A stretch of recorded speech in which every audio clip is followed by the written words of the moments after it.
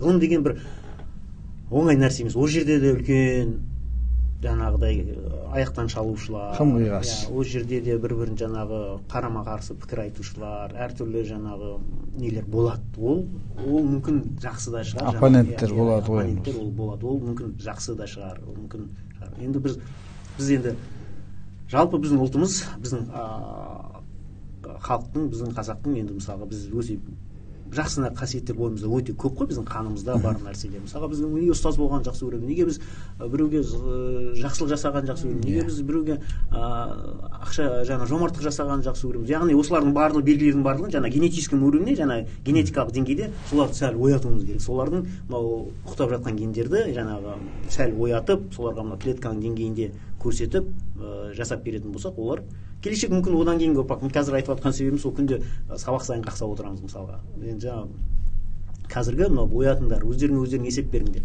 Күнде кешке жақын есеп бер, өзіңе алға қарай ертеңгі неңді. Енді оны қазір былай айтуға болады.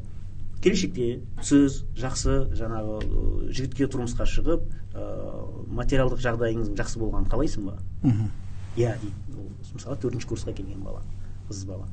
Иә, олай болатын болса, көкем сен мықты маман болуың керек. Сол кезде автоматты түрде сіздің жаңағы материалдық жағдайыңыз жақсарады, сіз жақсы жігіттер сізге көз салады, және де жақсы сіз өзіңіз ортаңызда өзіңізді дамып дейсіз. Сіздің беделіңіз жақсы болады. Сіз сол ғылым арқылы.